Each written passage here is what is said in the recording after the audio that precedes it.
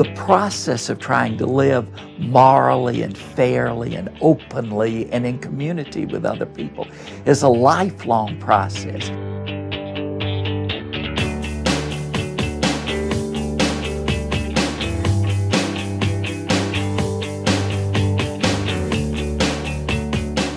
They're not like any other classes that I've ever taken. When I leave the classroom, it's just like I have a million thoughts just going through my brain. You know, Michigan is very diverse, but it's only as diverse as you make it out to be. It's an incredible opportunity to understand what it's like to be in their shoes.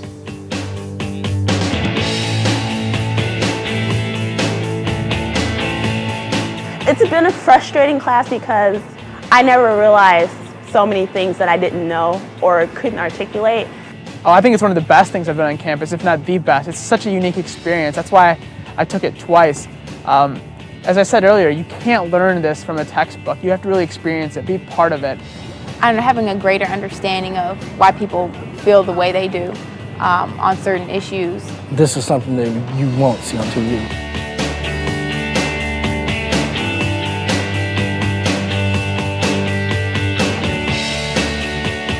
The program on intergroup relations offers undergraduate students the opportunity to enroll in courses called intergroup dialogues.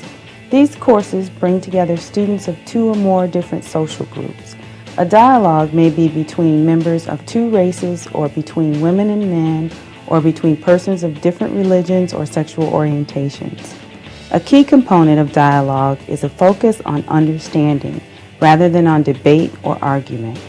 Instead of trying to convince one another which viewpoint is more legitimate, participants in dialogue seek to understand why other people or other groups sometimes hold a different perspective.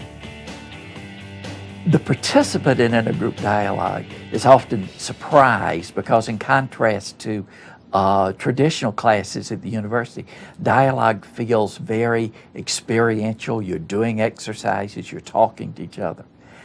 What the participant often does not realize is that those experiences are very tightly structured. It's nice to have this type of kind of small group environment in such a big college, because there is so much diversity on campus, but it's hard to see any of it if you're not really like thrown into this situation. So I think that was like one of the best things about it. Experience was amazing. The best word to sum it up is like kind of intense, because one day you could just be laughing, and then other days it's like you can get really in depth and really emotional, and talking about rape and racial issues. It taps your idealism, and you feel as if you're really part of a movement that's important and good for the society, contributing to social justice and also contributing to helping people learn how to live in a multicultural world, which is the world that we do in fact live in. It was just so much more intense than a lot of my other classes. And every time I leave the dialogue, it's like, I'm just like pumped, I'm ready to go, I'm ready to, I don't know, do something. One thing that we know from the study of intergroup relations is that for productive dialogues to occur, it's important that power be equalized within the group. For example, in our dialogues, we have roughly equal numbers from each group. It's important that groups share decision-making equally.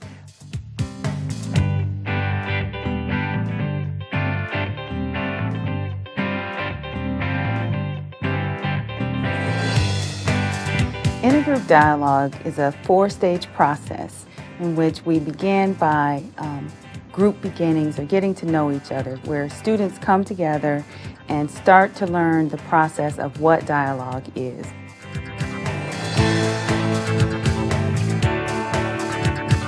Well, the first time I went there, I felt kind of out of place. I felt that everyone around me was kind of judging me in a way, but when the dialogue got rolling and my facilitators introduced us all and we did a lot of those icebreakers, I felt kind of right at home. I guess the most challenging is getting like your first word out about your real feelings. I mean, you could tell like the first day or so, like people are just kind of be, checking checking the waters, seeing, you know, is it okay if I say this or say that? At first I was a little nervous, you know, because you really are pushing your comfort zone boundaries.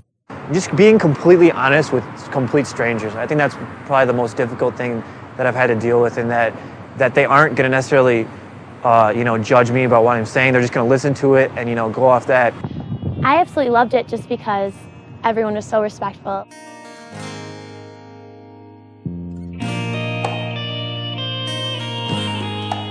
The second stage involves students getting to explore their own identity, their social group identity, and try to gain an understanding of what that means for them in their lives, and also get an understanding of other students' social identities. I've become a little bit more tolerant. I've realized that I do come from a unique experience. I thought that I didn't have any stereotypes about anybody. I thought that I was the most open-minded person in the world. It wasn't until after a couple of weeks in a dialogue that I began to realize, wait a minute, I thought I didn't have stereotypes, and it turns out I do have stereotypes. Every one of us in here, if we are honest, have to reveal some things about ourselves that we are not too proud of. There is a lot that I have to do to make people feel like I'm just as equal as a typical white female.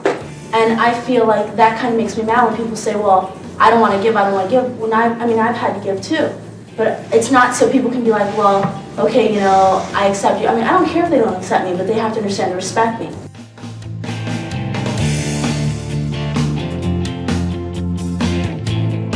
The third stage is when students come together to address pertinent issues that are relevant to their social identity groups.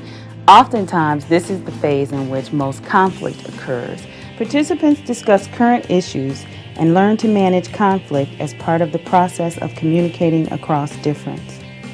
But it was challenging to listen to people say things that I just thought were so sexist or so, you know, wrong. But the more we talked about them and the more I voiced my opinion, the more you were able to see people going, oh, I didn't think about it that way. I now don't get so angry about different topics or different, I don't know, I guess I just don't get as angry about things that I used to get angry about, and I just understand people now more than I know where they're coming from now. It really surprised me at first that many people were committed to sitting down and talking about those kind of issues, and for a long time I haven't really been aware of that. It's been more of a struggle within our own community and more like a fight instead of actually sitting down together and talking about things on a common ground and seeing our commonalities.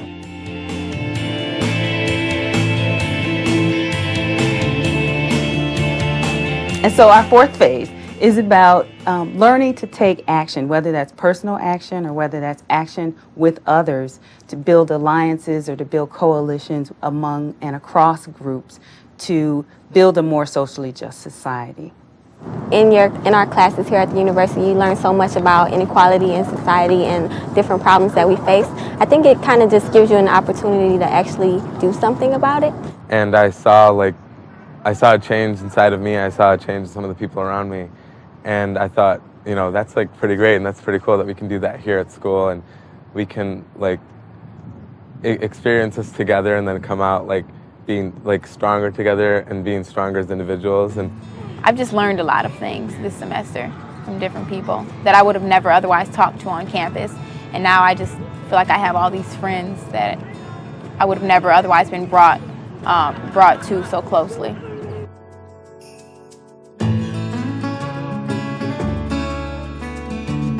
For dialogue to work, dialogue must be a safe place where people are free to speak the truth as they've experienced it and felt it, where people are free to ask questions, to expose confusions, to expose attitudes and feelings that they even wish they didn't have.